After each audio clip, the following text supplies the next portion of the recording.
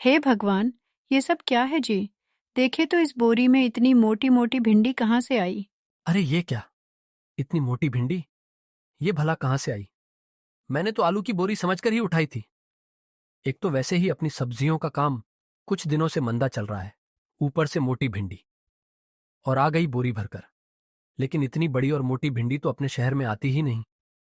फिर ये कहाँ से आ गई? मैं अभी मंडी में इसे वापस करके आता हूँ। जरूर लाला ने गलती से दूसरी बोरी दे दी है। नमन वो बड़ी मोटी भिंडी का बोरा लेकर वापस मंडी जाता है, जहां अरे व्यापारी नहीं उससे नहीं, ये बोरा यहां से नहीं गया, तुम ही कहीं से बदल कर लाए होगे। उस व्यापारी ने वो मोटी भिंडी का बोरा लेने से साफ मना कर दिया। अब नमन की समझ में कुछ नहीं आ रहा था कि वो क्या करे। वो बोरी लेकर वापस घर लौट आया। काजल, वो तो बड़ा मक्कार निकला। उसने तो प्याज के बदले ये भिंडी की बोरी ही थमा दी, और अब लेने से भी इनकार कर रहा है। मुझे तो कुछ समझ नहीं आ रहा है कि अब क्या करूं। कोई बात नहीं जी, हम अपनी दुकान में इसे रखकर बेच देंगे। क्या पता कोई ग्राहक ही इसे खरीद ही ले। नमन और काजल के घर के नीचे ही उनकी एक छोटी सी दुकान थी। उस दुकान में वो सब्जियां और फल बेचा करते थे। उसने रोज उन्होंने कुछ सब्जियों और फल के साथ उस मोटी भिंडी को भी बेचने के लिए लगा दिया। शाम को कुछ ग्राहक उनके पास आए भी, लेकिन जैसे ही वो मोटी भिंडी देखी, वैसे ही सब उसका मजाक उड़ाने लगे। नमन भाई, ये 1 किलो आम कितने के हैं? जी 40 रुपए किलो। अच्छा ठीक है, 1 किलो पैक कर दो। तभी उस ग्राहक की नजर उस मोटी भिंडी पर गई। अरे ये क्या नमन भाई, ये भिंडी की रानी है या क्या है? इतनी मोटी भिंडी तुम कहाँ से लाए भाई, और इसका करोगे क्या? ये बेचने के लिए आई है तुषार भाई, अगर तुम्हें चाहिए तो बोलो, अभी तोल दूं। सिर्फ 30 रुपए किलो है। कौन सी बातें करते हो नमन भाई? इतनी मोटी भिंडी को तो कोई फ्री में दे दे तो भी मैं ना लूं, इसको खाकर मरना कोई है। ऐसे ही और भी ग्राहक उनके पास आए। काजल बहन, यह इतनी बड़ी भिंडी कौन से पेड़ पर उगती है? इसे तो देखकर ही मुंह में जलन होने लगी। आज से पहले शहर में ऐसी मिर्च कभी नहीं देखी। ये तुम कहाँ से ले आई? बड़ी खास है, बस यूं समझ लीजिए, कुछ अलग बेचना था इसलिए नेहा के पापा मंडी से इसे भी खरीद लाए। बोलो बहन, तोल दूं 1 किलो इसके चिप्स बना लेना। अरे नहीं नहीं, इतनी मोटी भिंडी का चिप्स बनाऊंगी ना तो सुबह सुबह सब बाथरूम में बैठे हुए मिलेंगे, और वो भी मुझे 30 बातें सुनाते हुए। ये कहकर वो औरत भी वहां से चली जाती है। क्या करें काजल, ये मोटी भिंडी तो कोई खरीदने को तैयार ही नहीं हो रहा। ऐसे तो ये सारी भिंडी सड़ जाएगी और सब पैसे बर्बाद हो जाएंगे।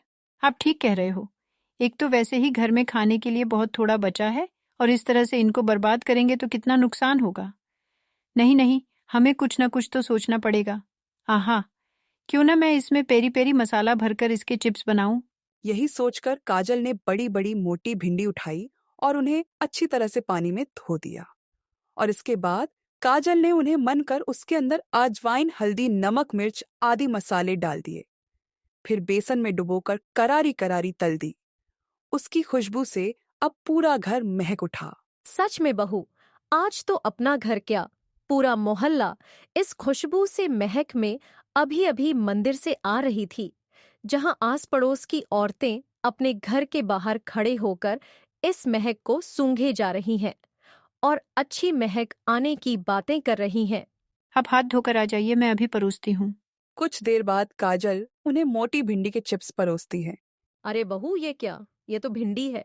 नहीं माँ जी, ये बस देखने में मोटी भिंडी के चिप्स हैं, लेकिन ये इतने तीखे नहीं हैं। आप खाकर देखिए। नमन भी उस महक को सूंघते हुए दुकान से ऊपर घर पर आ गया। अरे काजल, ये कैसी स्वादिष्ट महक आ रही है, आज ऐसा क्या खास बना दिया तुमने? बेटा, बहू ने उस मोटी भिंडी के चिप्स बनाए हैं, तू खाएगा ना तो उंगलियां भी खा जाएगा। अपनी इतनी अच्छे बने हैं। काजल ने जैसे ही नमन को वो भिंडी के चिप्स परोसे, तो नमन भी हैरान रह गया। ये तो ऐसा लग रहा है जैसे इससे अच्छी चीज मैंने आज तक नहीं खाई। ये तो कितने स्वादिष्ट बने।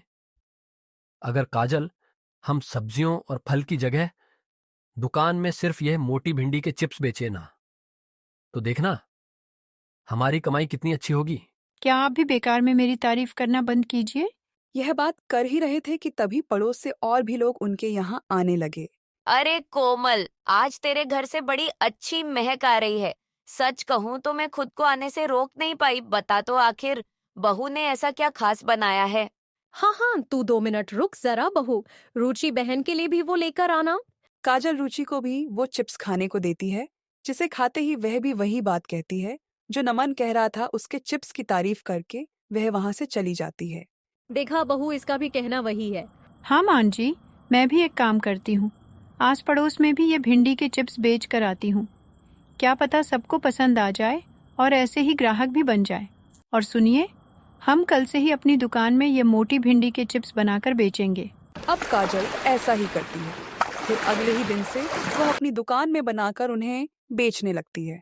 आसपास के लोग उस महक से वहां खींचे चले आते हैं। काजल बहन, कल जो तुमने ये चिप्स चखाए थे वो तो हम सबको इतने पसंद आए कि जी चाह रहा था उसी वक्त तुम्हारे घर आकर और मांग लूं। लेकिन यह तुमने अच्छा किया जो दुकान में से बेचने लगी। अब जब हमारा दिल करेगा हम इसे खरीदने आ सकते हैं। हाँ हाँ बिल्कुल बहन, यह तुम्हारी दुकान है। कितने की है एक प्लेट काजल चिप्स की?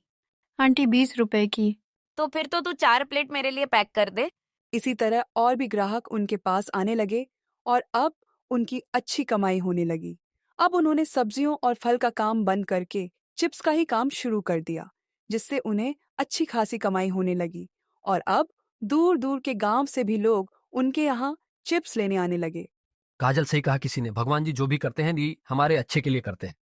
जिसे मैंने नुकसान समझा वो दरअसल भगवान जी की योजना थी। बिल्कुल सही कहा जी आपने।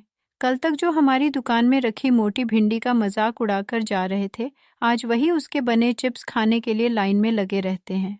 तभी काजल को किसी की आवाज आती है, बहू 20 पकोड़े और दे दो, साथ में मीठी और तीखी चटनी भी। जी आंटी, बस अभी पैक कर देती हूँ। काजल और नमन एक दूसरे की तरफ मुस्कुरा कर देखते हैं और फिर ग्राहकों को गर्मा गर्म चिप्स तल कर देती हैं। अब वह दिन के 7,000 से 8,000 आसानी से कमा लेते, जिससे अब उनकी गरीबी दूर होने लगी और अब वो लोग खुशी खुशी रहने लगे।